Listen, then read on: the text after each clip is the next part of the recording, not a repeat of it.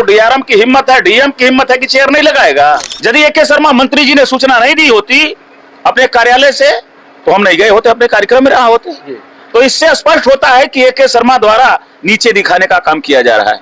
अखिलेश यादव हैं केवल पिछड़ों का हिस्सा लूटने का काम करते हैं। जब उनकी सरकार बनती है तो उनके ही बेटा बेटी सिपाही दरोगा तहसीलदार एडीएम डॉक्टर मास्टर इंजीनियर होंगे।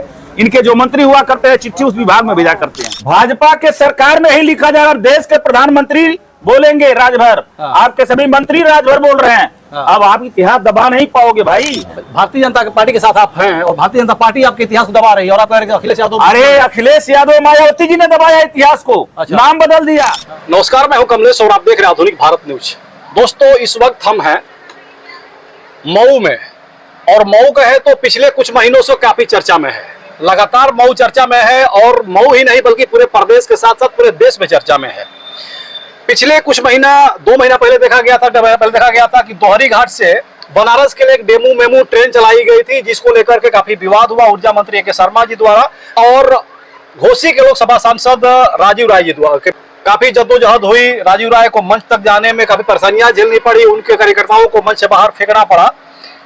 और उसके बाद एक बार फिर से कल देखा गया कि 3 ट्रेनों का उद्घाटन था मऊ के जंक्शन स्टेशन पे और वहां पे भी देखा गया कि ए.के. शर्मा मंच पे थे, राजीव राय जी मंच पे थे, 1-2 लोग और मंच पे थे। और निमंत्रण मिलने के बाद बिछेलाल राजभर जो सुहेलदेव भारतीय समाज पार्टी के इकलौते एमएलसी है, ये भी वहां कार्यक्रम स्थल तक पहुंचे थे, मंच के पास तक पहुंचे थे। लेकिन इनके लिए कोई कुर्सी नहीं थी, कोई व्यवस्था नहीं थी, कोई सम्मान नहीं था। और जैसे वहां पहुंचे एमएलसी साहब देखे कि हमारे लिए कोई व्यवस्था नहीं है, इन्होंने लोगों से संपर्क साधा कि हमारे लिए यहाँ पे क्या व्यवस्था है। क्योंकि विधान परिषद का एक बहुत बड़ा महत्वपूर्ण होता है, ऐसे कार्यक्रमों में लगातार देखा जाता है। या कल ही की बात करें तो जो कल कार्यक्रम अश्विनी वैष्णव जी जो जिस छपरा में आए थे, छपरा में भी एमएलसी के लिए एक अच्छी सीट थी, सम्मानपूर्वक उन्हें बैठाया गया था मंच पे, विधायकों को बैठाया गया था, सांसद और मंत्री और मुख्यमंत्री सबको बैठाया गया था। लेकिन मऊ में इस प्रकार की कोई व्यवस्था नहीं थी कि एक एमएलसी को सम्मान दिया जा सके। बिछेलाल राजभर जी के द्वारा देखा गया था कि प्रतिक्रिया भी दी गई थी कि हमें एक निमंत्रण मिला था, प्रोटोकॉल मिला था, उसके बावजूद भी मुझे बेइज्जत किया गया। मैं जानना चाहूंगा एमएलसी साहब की कल जो हुआ वो कैसे हुआ, कब हुआ और निमंत्रण आपको कब मिला था? आपका स्वागत है। सबसे पहले आपको और आपके चैनल को देखने वाले दर्शकों को बहुत बहुत धन्यवाद जी। एमएलसी साहब, देखा गया था कि कल आप मंच तक गए थे उद्घाटन के समय, जब ट्रेन उद्घाटन हुआ था। राजीव राय मंच पे थे, ए.के. शर्मा मंच पे थे, 1-2 लोग और मंच पे थे। लेकिन आपको भी मंच पे होना चाहिए, आपके ससम्मान एक कुर्सी होनी चाहिए, नहीं मिली। उसके बाद काफी विवाद भी हुआ, क्या कहेंगे, ऐसा क्यों हुआ? देखिए, हमें सूचना लखनऊ से ए.के. शर्मा ऊर्जा मंत्री जी एवं नगर विकास मंत्री के कार्यालय से जी सूचना आई 18 तारीख को कि माननीय एमएलसी साहब, आपको कल रेल उद्घाटन है, 11 बजे मंच पर रहना है। आपको यह मैं सूचना इसलिए दे रहा हूं कार्यालय से, माननीय मंत्री जी का निर्देश है। हमने कहा कतई मैं आपके मंच पर आऊँगा, सही समय पर आऊँगा। मैं अपने निर्धारित समय से 11 बजे मंच के पास पहुँचा। वहाँ सुरक्षा कर्मी लगे हुए थे। मैंने पूछा, ये बताओ भाई, हम सुहेलदेव भारतीय समाज पार्टी के प्रदेश अध्यक्ष है, उत्तर प्रदेश सरकार में विधान परिषद सदस्य हैं और विधान परिषद में हम अपने दल के नेता हैं। क्या यदि हमें सूचना ए.के. शर्मा के कार्यालय से हमें प्राप्त हुई तो क्या हमें भी बैठने के लिए जगह है? वहाँ कप्तान भी थे और सारे सुरक्षा कर्मी थे। सुरक्षा कर्मियों ने कहा सर केवल 4 कुर्सी लगी है, उसमें आपका नाम नहीं है जी। फिर कप्तान साहब कहे कि एमएलसी साहब को आप बैठाओ। तो फिर मैं अंदर गया, देखा कि जहाँ जनता बैठी हुई है उसमें बैठाने की बात कर रहा हूँ। कहे क्यों? यदि 4 माननीय को बैठाया गया है तो हम भी तो इस जिले के ही निवासी हैं। बिल्कुल।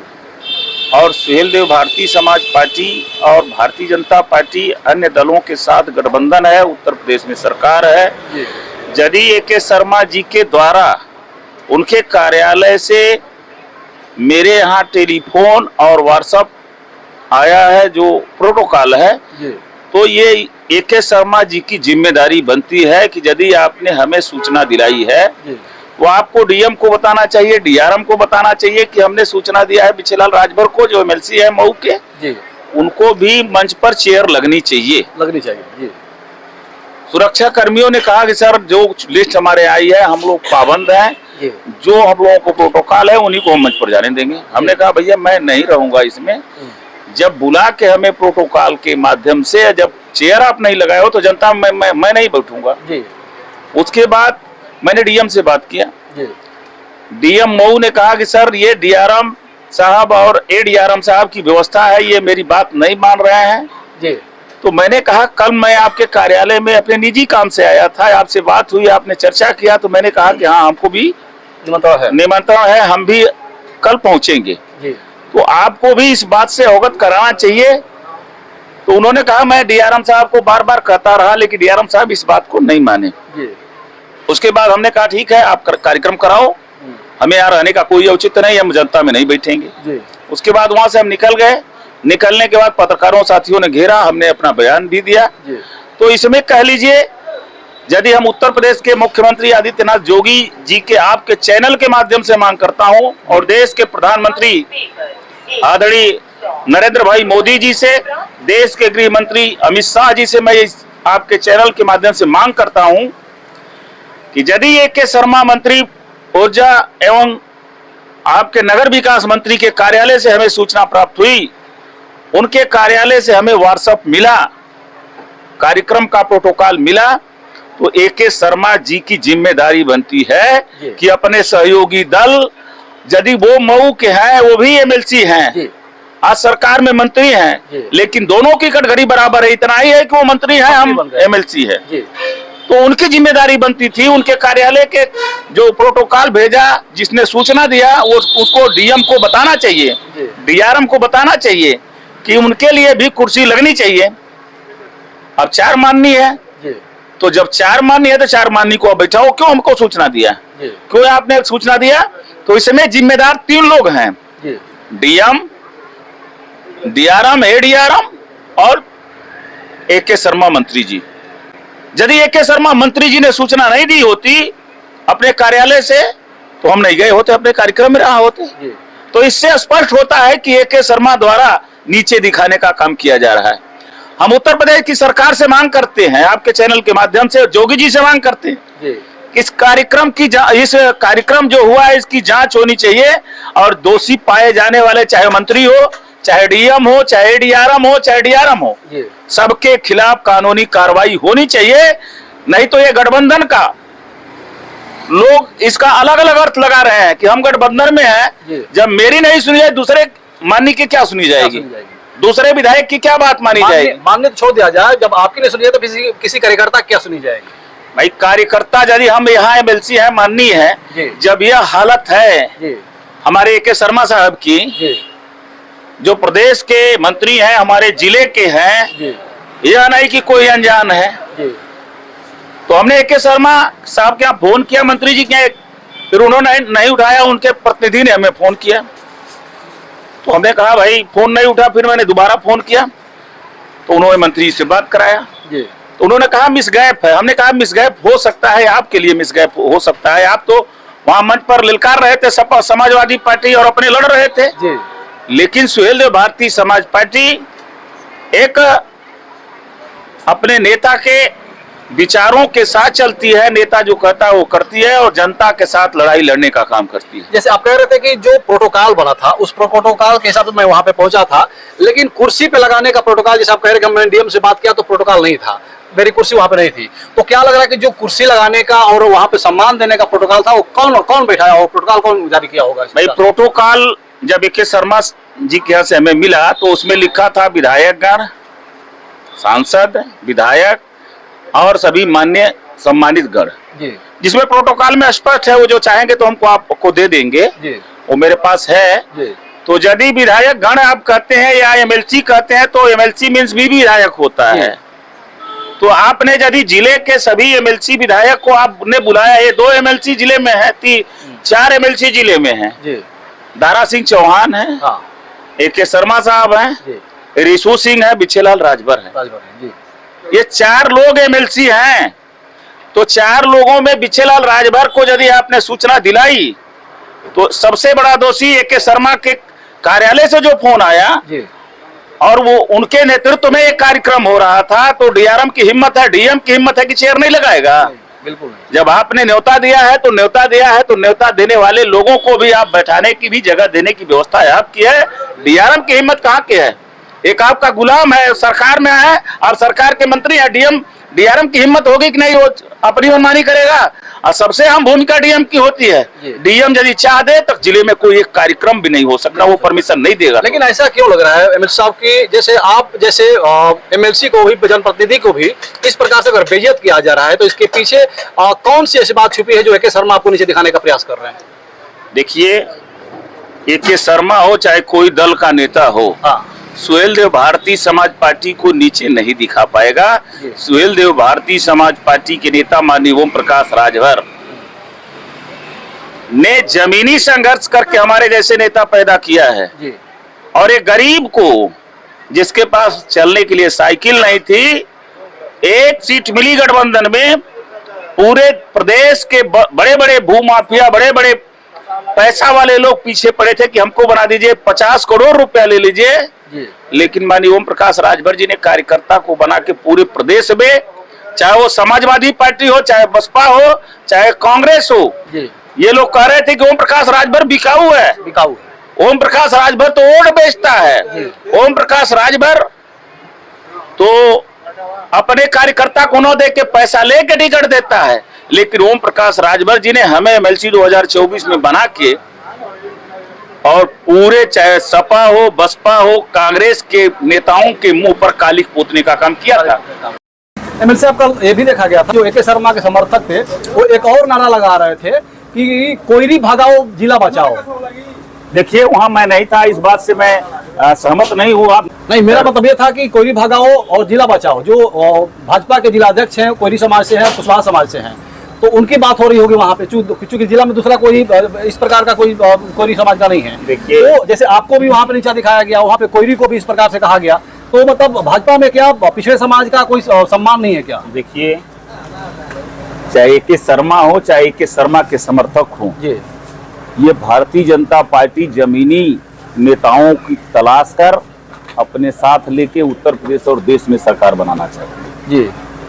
ए.के. शर्मा के समर्थक या ए.के. शर्मा चाहे कोयरी भगाओ चाहे राजभर भगाओ, उनके बस की बात नहीं है। ओम प्रकाश राजभर ने जमीनी स्तर पर अपना संगठन तैयार किया है और उत्तर प्रदेश में चाहे वो शिक्षा के सवाल पर, चाहे वो स्वास्थ्य के सवाल पर, चाहे गरीबों के सुविधाओं के सवाल पर, ओम प्रकाश राजभर सड़क से लेकर सदन तक बोलते हैं, मैं भी बोलता हूँ। और कोयरी भगाओ राजभर भगाओ, इनको क्या जानकारी इनके समर्थकों की है? यहाँ तो मऊ में केवल राय को हर जगह सीट चाहिए। हम जिला पंचायत अध्यक्ष हैं, हम सांसद हैं, हम मंत्री है, अपने में लड़ रहे हैं, अपने में लड़के और दूसरे को दिखा रहे हैं। आने वाले चुनाव में सबकी ताकत, खाली पिछड़ा को हटा दो, सबकी ताकत हो जाएगी, लेकिन पिछड़े ठीक नहीं है। अखिलेश यादव हैं, केवल पिछड़ों का हिस्सा लूटने का काम करते हैं। जब उनकी सरकार बनती है तो उनके ही बेटा बेटी सिपाही दरोगा तहसीलदार एडीएम डॉक्टर मास्टर इंजीनियर होंगे। इनके जो मंत्री हुआ करते हैं चिट्ठी उस विभाग में भेजा करते हैं। तो इसलिए पिछड़ा और चाहे दलित मायावती जी हो, ये सारे लोग ठीक रहते तो ये लोग आपको नीचा क्या दिखा पाते? ये सारे लोग जहां थे वहीं चले जाते। लेकिन अपनों में जब संबंध, अपनों में संगठन नहीं है, तो उसका लाभ चाहे ए.के. शर्मा जी ले लें, चाहे उनके समर्थक ले लें, चाहे राजू राय जी ले लें, चाहे और लोग ले लें। एमएलसी साहब, अभी जो आप बात कह रहे हैं, आपकी बात सुन करके समझ करके साफ समझ में आ रहा है कि पिछड़े समाज के होते हुए आप अगर भारतीय जनता पार्टी के साथ आपका गठबंधन है, लेकिन एक जो पिछड़े समाज की पार्टियां हैं उनके प्रति आपका एक मोह है, एक दर्द है, प्यार है, प्रेम है कि मतलब हम लोग अगर एक साथ होते तो कुछ अच्छा होता। देखिए, सबसे बड़ा दोषी इस प्रदेश में, सबसे बड़ा दोषी अखिलेश यादव। अच्छा, कैसे? इसलिए कि 2022 में हमारा समझौता हुआ, समझौते में हमें 17 सीट मिली, अपने लोगों को लड़ाया। हमारे कुछ लोग लड़े, जितने लोग लड़े जीते, कुछ लोग उनके लड़े जीतते उनके साथ चले गए, उनका झंडा लगा रहे हैं। अखिलेश यादव ठीक रहते तो राष्ट्रपति का चुनाव हो रहा था जी। उस समय मंत्री जी ने पूछा कि भाई राष्ट्रपति का चुनाव हो रहा है, हम लोग किसके साथ रहेंगे, किसको वोट देंगे। अखिलेश यादव ने कहा कि मीटिंग है, फिर मीटिंग कैंसिल कर दिया, फिर मीटिंग किया। उसके बाद अखिलेश यादव ये जानते हैं कि यदि ओम प्रकाश राजभर हमारे साथ हो जाएंगे तो हमको काट के बैक कर देंगे, ओम प्रकाश राजभर उत्तर प्रदेश की सरकार बना लेंगे अकेले। इसलिए अखिलेश यादव के लोग परेशान हैं। और जहां तक रही रेल के उद्घाटन का, तो रेल का जो उद्घाटन हुआ इसका मैं समर्थन करता हूं। चाहे 2 ट्रेन चली हो, चाहे 3 ट्रेन चली हो, इससे जिले को सुविधा मिली है। ये तो जनता की बात है, जनता के हित का कार्य होना चाहिए, अच्छी बात है। एक चीज मैं और चर्चा करना चाहूंगा आपसे मिश्र साहब, क्योंकि अभी काफी ये वायरल है, पूरे प्रदेश में काफी चर्चा का विषय बना हुआ है। समाजवादी पार्टी के लिए ओम प्रकाश राजभर जो आपके राष्ट्रीय अध्यक्ष है, वो कह रहे हैं कि समाजवादी पार्टी बहुत जल्द टूटने वाली है। जो उनके सांसद हैं सब लोग भारतीय जनता पार्टी या हमारी पार्टी को ज्वाइन करने वाले हैं। ये आप लोगों को ये भनक कैसे मिली, कहाँ से, कौन ऐसा है जो बता रहा है कि? देखिए, अभी जो हमने सोशल मीडिया पर देखा है जी, अमित शाह जी से मिलते हुए रामगोपाल जी एक चिट्ठी थमा रहे हैं। अच्छा। और चिट्ठी में जहां तक हमारे नेता और डिप्टी सीएम केशव प्रसाद मौर्य जी ने कहा है कि जो इनके परिवार के लोग अखिलेश यादव और रामगोपाल यादव के लड़के हों, चाहे जो उनके परिवार के लोग रिवर फ्रंट के घोटाले में फंसे हुए हैं जी, उससे बचने के लिए चिट्ठी पहुंचा रहे हैं। अच्छा। ये चिट्ठी हमारी ले लीजिए, जितना सांसद चाहिए हम आपके साथ लगा देता हूं, महिला बिल पास करा देंगे जी। लेकिन हम लोगों के खिलाफ कार्रवाई नहीं होनी चाहिए। इस पर माननीय नेताजी ने इस विषय को रखा और आज प्रदर्शित हो गया। हमने देखा दिल्ली में जी, सनातन पांडे जा रहे थे, अभी देखा सोशल मीडिया पर। अच्छा। तो इसलिए लगता है सनातन पांडे कहाँ जा रहे थे? दिल्ली पहुंच गए हैं। तो दिल्ली तो भाई सांसद दिल्ली जाएंगे, दिल्ली गए हैं। भाजपा कार्यालय गए हैं क्या? भाजपा कार्यालय नहीं, लेकिन उसमें बलिया सबसे अहम भूमिका रहेगी। अच्छा। और यदि ये सही समाचार है तभी तो हमारे नेता ओम प्रकाश राजभर और डिप्टी सीएम केशव प्रसाद मौर्य जी ने भी इसका समर्थन किया है। तो जैसे आपने देखा बिहार में, देखा है आपने अभी बंगाल में, आप हर प्रदेशों में देख रहे हैं कि सबको उनके दल को छोड़ के जाके भारतीय जनता पार्टी में शामिल हो रहे हैं। उसी प्रकार उत्तर प्रदेश में समाजवादी पार्टी के सांसद टूट के जाने वाले हैं और आने वाले 2027 में फिर एनडीए गठबंधन की सरकार बनेगी और पूर्ण बहुमत से बनेगी।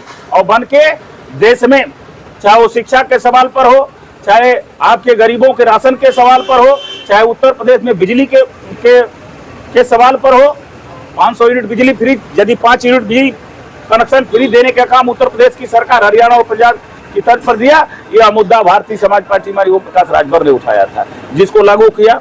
आज आपको वृद्धा विधवा पेंशन, विकलांग पेंशन में जो पूर्व की सरकारों में उनके नेता पैसा लेके और पेंशन नहीं लगवाते थे, आज उत्तर प्रदेश की सरकार में रह के 2017 में पिछड़ा वर्ग दिव्यांग सशक्तिकरण विभाग के मंत्री माननीय ओम प्रकाश राजभर जी ने सदन में उठाया इस चीज को कि हमारी माँ विधवाएं जो हैं, हमारे जो 60 साल से उम्र मतलब वृद्धा पेंशन के लिए है, लोग उसको परेशान करते हैं। और अपने कार्यकाल में उन्होंने ऑनलाइन सिस्टम करा दिया। आज सारे गरीब किसी नेता को नहीं ढूंढ रहे हैं, जो उसका कागज ले जाके ऑनलाइन करा दे रहे, 3 महीना के अंदर उनके खाते में 1000 रुपया आना शुरू हो जा रहा है। जैसे अभी आप कह रहे हैं कि 2027 में एक बार फिर से एनडीए गठबंधन की सरकार बनेगी, और अभी आप कह रहे थे कि एनडीए गठबंधन में या भाजपा में हम लोगों का सम्मान नहीं है, पिछले का सम्मान नहीं है, तो फिर सरकार बनाना ही क्यों जहाँ का सम्मान आपका नहीं है? देखिए, ये मऊ जिले के नेताओं का मामला है, डीएम जिले का है, डीआरएम का। अभी तो मऊ में ही है ना, डीआरएम का मामला है ना। तो इसके लिए घबराइए नहीं। यदि मैं बोलता हूँ टीवी पर या चैनल पर, तो मैं लिख के भी क्रियान्वयन कराता हूँ। इन सभी के खिलाफ मैं पत्र लिख के, चाहे मुख्यमंत्री हो, चाहे प्रधानमंत्री हो, और विशेषाधिकार में भी डालूंगा कि आप बताओ, ये आपने प्रोटोकॉल भेजा, आपके कार्यालय से आया, तो आपने डीएम को क्यों नहीं बताया, आपने डीआरएम को क्यों नहीं बताया? हम वहां पूछेंगे जहां ये लोग चल के गिड़गिड़ाएंगे, चाहे डीएम हो, चाहे डीआरएम हो, चाहे डीआरएम हो। इतना पावर ओम प्रकाश राजभर जी ने दिया है, एमएलसी बना के अपने उस सदन में भेजने का जो काम किया है संगठन का, तो हमको इतना जानकारी है कि कहां से कौन आके गिड़गिड़ाएगा। जैसे हम लौट के वापस आए, इसी तरह जितने लोग दोषी पाए जाएंगे, उनके खिलाफ कार्रवाई करवा के छोड़ूंगा। ये मैं अपने दम पर बोल रहा हूँ, ऐसे नहीं कि हम समझौता में हैं तो हम उनके गुलाम हैं। उनके गुलाम कतई नहीं। सुहेल देव भारतीय समाज पार्टी का कोई कार्यकर्ता और नेता है। ठीक है, एक मेरा लास्ट सवाल रहेगा, जैसे अभी आप कह रहे हैं कि हम एनडीए गठबंधन के साथ रहेंगे, लेकिन कुछ लोग ये कह रहे हैं कि अगर भारतीय जनता पार्टी इनको अधिक सीट नहीं देती है, सुहेल देव भारतीय समाज पार्टी को अगर बढ़िया सीट नहीं मिलता है, तो हो सकता है कि समाजवादी पार्टी में फिर एक बार शामिल हो जाए। आपको क्या लगता है कि समाजवादी पार्टी में शामिल होने की नौबत आएगी क्या? ये समाजवादी पार्टी के लोग है। हाँ, हमारे नेता ने कहा सीट का कोई झगड़ा नहीं जी, हम एनडीए गठबंधन में रहेंगे, जो हमारी सीटें मिलेगी उस पर हम दमदारी से चुनाव लड़ेंगे। कितनी सीटें की मांग है आपकी? हमारी जितनी सीट का कोई मांग नहीं है, जितना हमारी सीटें हैं, जो भी हमको भारतीय जनता पार्टी देगी हम उनके साथ मिलकर चुनाव लड़ेंगे। यदि समाजवादी पार्टी के नेता ये अफवाह उड़ा रहे हैं तो उनको ये लग रहा है कि सुहेल देव भारतीय समाज पार्टी की बढ़ती हुई ताकत ओम प्रकाश राजभर की विचारधारा से हर जाति हर धर्म के लोग प्रभावित हो रहे हैं, उनके साथ जुड़ रहे हैं। इसलिए समाजवादी पार्टी के लोग इसकी चर्चा कर रहे हैं, इसको अफवाह बना के उड़ा रहे हैं। ऐसी कोई बात नहीं है कि नहीं हम समाजवादी पार्टी में जाएंगे, वही जाएंगे। फिर अखिलेश यादव कहेंगे कि आप जब मीटिंग होगी बुलाएंगे नहीं, तो फिर ऐसे गद्दार लोगों के साथ क्यों हम लोग जुटेंगे भाई? कम से कम भारतीय जनता पार्टी के साथ हम लोग जुटे। भारतीय जनता पार्टी के साथ हम लोग इसलिए जुटे कि राष्ट्रवीर महाराजा सुहेल देव राजभर जी का 1009 में जन्म हुआ था और इस देश में विदेशी आक्रांता सैयद सलार गाजी, जो देश की एकता अखंडता को छीन करते हुए मां बहनों की इज्जत को से खिलवाड़ करते हुए हिंदू धर्म को नष्ट करने के नियत से जब इस देश में प्रवेश किया, 585 राजा हुआ करते थे, 165 राजा हुआ करते थे। राजभर सभी राजाओं को हराते हुए चला आया। जब महाराजा सुहेल देव राजभर के कोट किला बहराइच में पहुंचा तो वहां अपने सेनापति से पत्र भेजवाया कि जैसे पूरे देश के राजाओं को मैंने पराजित किया है, आपको भी कर दूंगा, नहीं तो तलवार डाल दो। महाराजा सुहेल देव राजभर जी ने अपने राज्य में 21 कबीले थे, छोटे छोटे राज, उनको जुटाया और विचार विमर्श किया। राजाओं ने कहा कि महाराजा सुहेल देव राजभर जी, यदि हम लोग तलवार डाल देंगे तो कायर कहे जाएंगे, हम लड़के यदि हम हारते हैं तो हम वीर गति को प्राप्त करेंगे, इसलिए लड़ाई लड़ने की आवश्यकता है। महाराजा सुहेल देव राजभर जी की 1 लाख फौज, 10,000 फौज और वहीं 3 लाख फौज सैयद सलार गाजी की थी। और महाराजा सुहेल देव राजभर जी ने गाजर मूली के तरह काटा और सैयद सलार गाजी को कुटला नदी के किनारे उसका धड़ से सिल अलग करके और कुटला नदी में फेंकने का काम किया। ऐसे महापुरुष का इतिहास ये भारतीय जनता पार्टी ने उस इतिहास को उजागर करने का काम किया जब हम लोग साथ गए। लेकिन कांग्रेस पार्टी, समाजवादी पार्टी और बहुजन समाज पार्टी ने राजभर के इतिहास को मतियामेट करने का काम किया। आज देखो हम लोग हैं उत्तर प्रदेश की सरकार में, इसलिए है कि 2017 में मंत्री ने पत्र लिखा था प्रधानमंत्री को कि महाराजा सुहेल देव राजभर जी का मूर्ति और वहां के 5 बीघे में 5 एकड़ में जो जमीन है उसका सुंदरीकरण होना चाहिए। देश के प्रधानमंत्री नरेंद्र भाई मोदी जी ने, उत्तर प्रदेश के मुख्यमंत्री आदित्यनाथ जोगी जी ने 125 करोड़ रुपया देके महाराजा सुहेल देव जी की 50 फुट की मूर्ति लगवाने का काम किया और 5 एकड़ भूमि को चाहदीवारी करके उसको सौंदर्यीकरण करने का काम किया। इसलिए हम लोग भारतीय जनता पार्टी के साथ हैं। आप गाजीपुर से आए हैं, लेकिन जब मूर्ति लगी थी उसमें भी एक बड़ा विवाद चालू हुआ था कि महाराजा सुहेलदेव सिर्फ लिखा गया था, सुहेलदेव राजभर नहीं लिखा गया। इस पे क्या कहेंगे, क्यों नहीं लिखा गया राजभर? राजभर लिखा जाएगा, घबराते क्यों हैं? कब लिखा जाएगा? लिख दिया जाएगा। और महाराजा सुहेलदेव के नाम से भाजपा के सरकार जाने के बाद, भाजपा के सरकार में ही लिखा जाएगा। देश के प्रधानमंत्री बोलेंगे राजभर, आपके सभी मंत्री राजभर बोल रहे हैं। अब आप इतिहास दबा नहीं पाओगे भाई। आपने देखा महाराजा सुहेलदेव जी के नाम से गाजीपुर से ट्रेन चली दिल्ली तक जी, देखा है आपने? आप गाजीपुर के हो, आप जानते हो महाराजा सुहेलदेव के नाम से डाक टिकट जारी गाजीपुर में हुआ। महाराजा सुहेलदेव जी के नाम से विश्वविद्यालय आजमगढ़ में खुला। लेकिन राजभर किसी में नहीं लगा ना, हर जगह खाली सुहेलदेव रहा, महाराजा सुहेलदेव रहा, राजभर कहीं नहीं लगा है। लगेगा जब किसी की ताकत कम होती है तो आप जैसे पत्रकार जो पूछते हैं वो लोग भी दबाना चाहते हैं कि ऊपर ना है। और सबसे बड़ा इस प्रदेश में कोई दुश्मन है पिछड़ों और दलितों का तो अखिलेश यादव समाजवादी पार्टी है। भारतीय जनता पार्टी के साथ आप हैं और भारतीय जनता पार्टी आपके इतिहास को दबा रही है और आप कह रहे हैं अखिलेश यादव। अरे अखिलेश यादव, मायावती जी ने दबाया इतिहास को। अच्छा। नाम बदल दिया। भारतीय जनता पार्टी ने महाराजा सुहेलदेव जी के नाम से चाहे ट्रेन चलाने की बात हो, चाहे उनके यहाँ मूर्ति लगाने की बात हो, चाहे विश्वविद्यालय खोलने की बात हो, इस तरह का काम भारतीय जनता पार्टी के रीजन में हुआ। सारे समाज के महापुरुषों को लगाने का, उनकी मूर्ति लगाने का यदि किसी ने काम किया तो भारतीय जनता पार्टी ने किया, बहुजन समाज पार्टी ने नहीं किया, कांग्रेस ने नहीं किया, समाजवादी पार्टी ने नहीं किया। लेकिन हम लोग भारतीय जनता पार्टी के साथ इसलिए है कि वहां हर सर्व समाज का हित है। सारे समाज के गरीबों को, चाहे पिछड़ा हो, दलित हो, अल्पसंख्यक हो, आज 6,000 रुपया सालाना मिल रहा है किसान सम्मान निधि। उसमें जाति का तो नाम नहीं है, जिसके पास खेत है उसको 6,000 रुपया सरकार दे रही है, उसमें जाति का भेदभाव नहीं है। आज पूरे देश में भारतीय जनता पार्टी गरीबों को 5 किलो राशन पर मंथ देती है, उसमें जाति का नहीं है, जो उस कैटेगरी में उसने दे रही है। आज भारतीय जनता पार्टी जो कर रही है, समाजवादी पार्टी, कांग्रेस और बसपा की होती तो उसकी वो भी सरकार में रहते। इन्होंने गरीबों का इग्नोर किया, आज सरकार से बाहर है। और समाजवादी पार्टी के नेता अखिलेश यादव बोल रहे हैं कि हमारी सरकार बनेगी 2047 का। आप सपना देखो, इधर सरकार बनने वाले नहीं है। जो आप चाहते हो, आपको कौन वोट देगा? राजभर वोट नहीं देगा, चौहान वोट नहीं देगा, आपको बनिया वोट नहीं देगा, आपको ठाकुर वोट नहीं देगा, ब्राह्मण वोट नहीं देगा, आपको तुरहा माझी नहीं वोट देगा, अति पिछड़ा, अति दलित वोट आपको नहीं देगा। इसलिए नहीं देगा कि आपकी सरकार थी अनुसूचित जाति के आरक्षण में प्रमोशन जो था उसको समाप्त करने का काम आपने किया।